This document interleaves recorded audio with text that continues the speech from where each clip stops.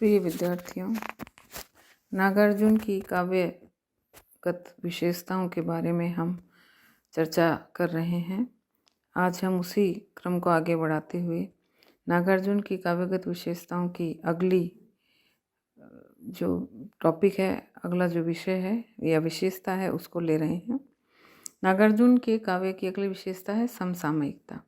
समसामयिकता का मतलब होता है कि उस समय, जो समय चल रहा है या चल रहा था, उस समय वो कितना उपयोगी है या उस समय का वर्णन कवि ने किस रूप में कितना किया है। तो नागार्जुन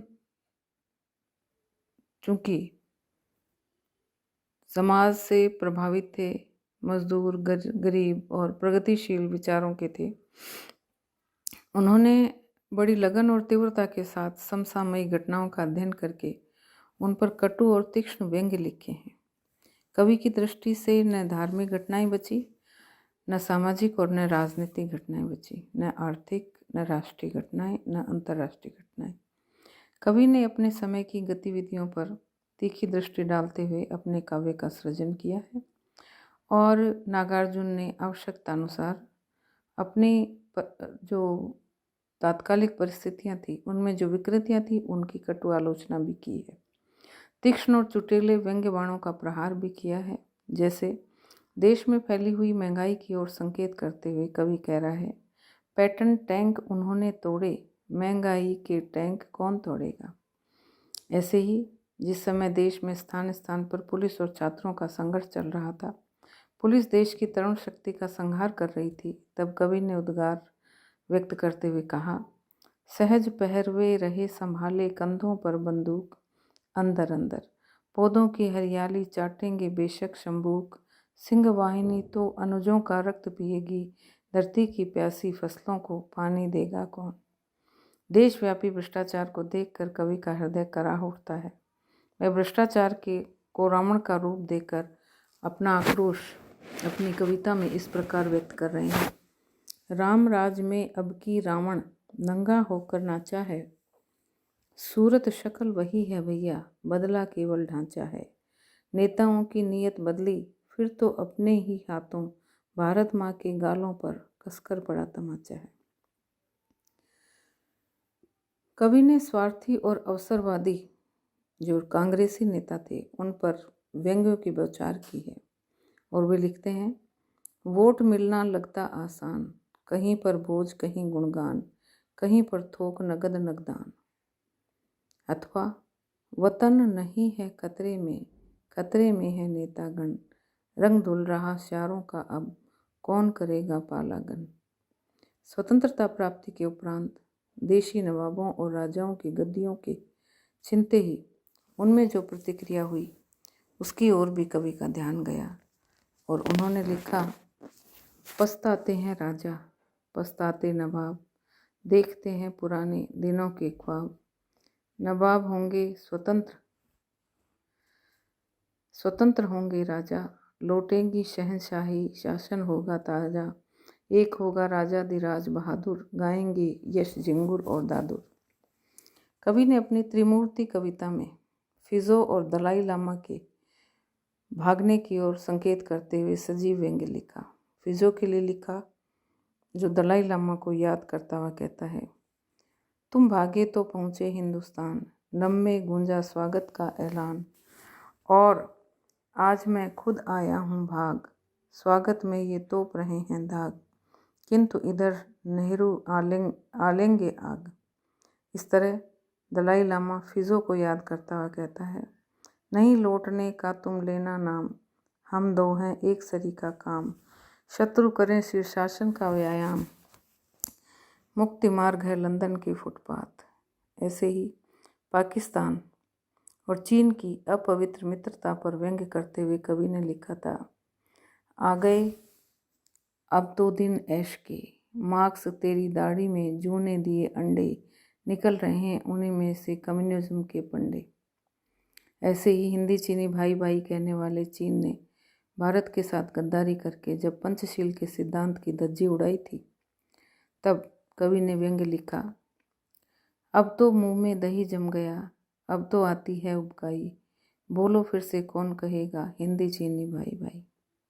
इसी तरह रूस ने जब अचानक चेकोस्लोवाकिया की राजधानी प्राग पर आक्रमण किया और शांति प्रिय चेक जनता को शांत कर दिया था, उस समय रूस की इस हरकत पर व्यंग करते हुए कवि ने लिखा, जी आपको गलतफहमी हुई है, जी हमने ही चिढ़ाया था पहले, जी उल्टे हम ही ने इन्हें गालियां दी थी, जी वो तो यूं ही दिखाई दे गई प्राग में रूसी टैंकों की कतार, जी वो तो मांगलिक रथ यात्रा थी हमारे अंग्रेजों की। इस प्रकार कवि ने राष्ट्रीय और अंतर्राष्ट्रीय सभी प्रकार की गतिविधियों पर दृष्टि रखते हुए व्यंग्य लिखे हैं, जिनमें समसामयिकता का स्वरूप भली प्रकार से दृष्टिगोचर होता है। अगली विशेषता है कवि के काव्य की श्रद्धांजलियाँ। कवि ने देश के महान नेताओं, साहित्यकारों और महापुरुषों के प्रति श्रद्धान्वित होकर उनका गुणगान किया है और उनके प्रति अत्यंत भावभीनी श्रद्धांजलियाँ भी अपने काव्य द्वारा अर्पित की हैं। जैसे विश्व वंदे बापू के प्रति श्रद्धांजलि अर्पित करते हुए कवि ने लिखा है,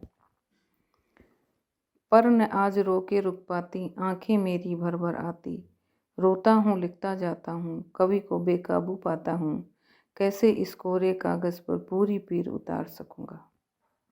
ऐसे ही विश्व कवि रविंद्रनाथ टैगोर के निधन पर उनके प्रति श्रद्धांजलि अर्पित करते हुए कवि के हृदय में शंका उठी कि वैभवपूर्ण परिवार में जन्म लेकर भी उनके हृदय में जन जन की पीड़ समझने की शक्ति कहाँ से आई,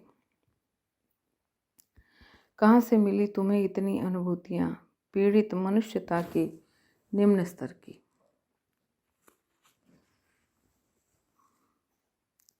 इसी तरह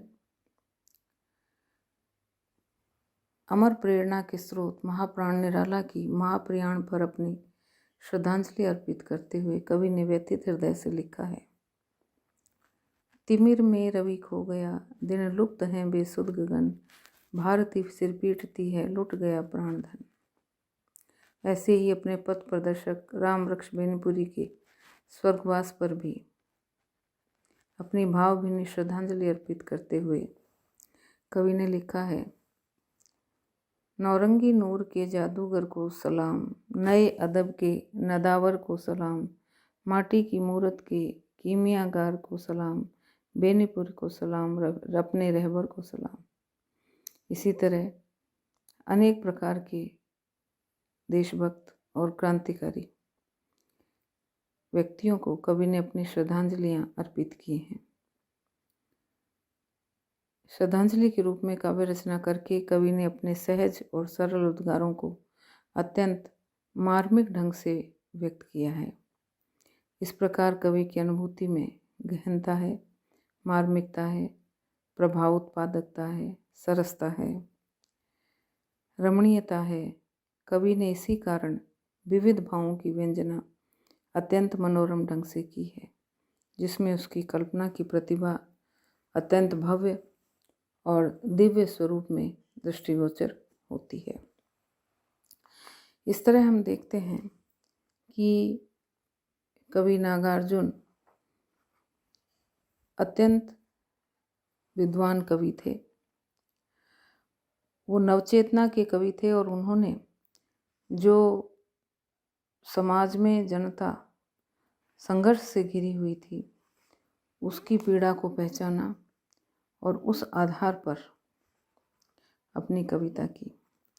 भारत भूमि के अणु अणु और कण कण में कण कण के प्रति उनके मन में श्रद्धा भरी हुई थी और व्यंग्य तो ऐसा उन्होंने लिखा है कि नामवर सिंह जी ने कहा था कि हिंदी में व्यंग्य या तो निराला ने लिखा है या नागार्जुन ने भी लिखा है। रामविलास शर्मा ने भी यही लिखा था कि उन्होंने व्यंग्य के माध्यम से जिंदा दिली प्रकट की है। नागार्जुन जो हैं वो इस प्रकार हिंदी साहित्य के समर्थ कवि रहे हैं, क्योंकि उनमें जनजीवन की जो आशा और आकांक्षाएं हैं वो विद्यमान हैं। उन्होंने सामाजिक चेतना से परिपूर्ण कविताएं लिखी हैं और उन्होंने जनता की भावना को सर्वोपरि रखा है। इस तरह नागार्जुन की काव्यगत विशेषताएं, अनुभूतिगत काव्यगत विशेषताएं यहाँ पर संपन्न होती हैं। उनकी जो अभिव्यक्तिगत विशेषताएं संपन्न हुई और काव्यगत विशेषताएं अगले व्याख्यान में हम इस पर चर्चा करेंगे। तब तक के लिए धन्यवाद।